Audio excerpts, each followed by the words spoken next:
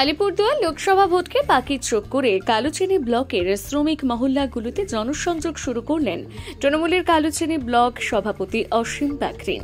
মঙ্গলবার কালুচিনি ব্লকের আটিয়াবাড়ি চা বাগানের অধিকাংশ শ্রমিকের বাড়িতে গিয়ে তাদের অসুবিধে এবং অভিযোগ শুনলেন তিনি। পাশাপাশি তার দ্রুত সমাধানের আশ্বাস দেন তৃণমূল ব্লক সভাপতি অসীম বাকরিন।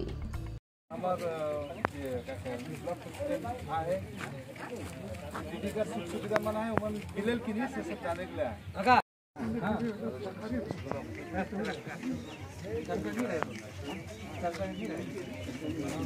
पापा स्पेंसन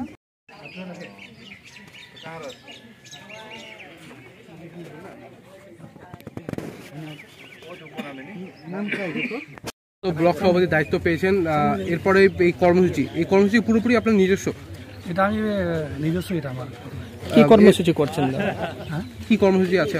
আমি আগে তো বললাম যে প্রত্যেক গ্রাম প্রত্যেক বাড়িতে গিয়ে আমাদের যে আমাদের গণদেবতা যারা আমাদের ভোট দেয় সেই গণদেবতার কাছে যাবো, তাদের কী অসুবিধা আছে সেটা জানার চেষ্টা করব, সেটা জেনে তাদের সমস্যার সমাধান করার চেষ্টা করবো। আমাদের দলের একটা আছে পাড়ায় সমাধান যে কর্মসূচি আছে, তার এডিশনাল এটা আমি করতেছি। আমার নিজস্ব এটা ব্লক সভাপতি হিসাবে আমি প্রত্যেকে যাব, প্রত্যেক বুথ স্তরে আমাদের কর্মীরা কীভাবে আছে, আমাদের গণদেবতার কী অসুবিধা আছে সেগুলো জানার চেষ্টা করব, সে জেনে সেগুলোকে সমস্যার সমাধান করা। এর আগেও তো এরূপ কর্মসূচি হয়েছিল, আপনি আচমকা আবার নেমেছেন। পিওসি ছিল, কিন্তু আমি একটা প্রত্যেক মানুষের দরজায় গিয়ে তাদের কী অসুবিধাগুলো সে জানার চেষ্টা করি এবং আগামী লোকসভা নির্বাচনকে কেন্দ্র করে আমি যাতে আমাদের মানুষকে যে সরকারি পরিষেবাগুলো যে বঞ্চিত হচ্ছে সেই পরিষেবাটা দেওয়ার চেষ্টা করি। কী মূল সমস্যা উঠে আসলো আজ? মূল সমস্যা অনেকেই আমাদের মধ্যে চা শ্রমিকের মধ্যে এখনও ওল্ড এজ পেনশন, তারপর লক্ষ্মী ভাণ্ডার এখনও গাফিলতি আছে, সেগুলো আমাদের সংশোধন করার চেষ্টা করছি।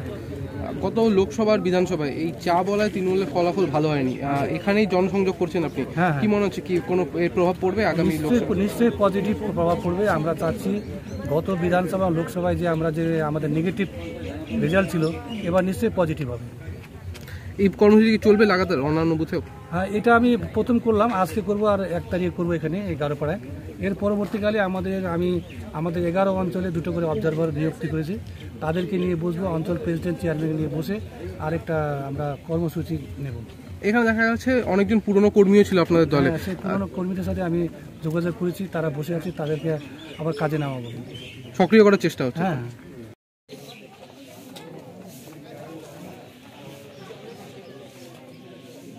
এবার আমি ফটো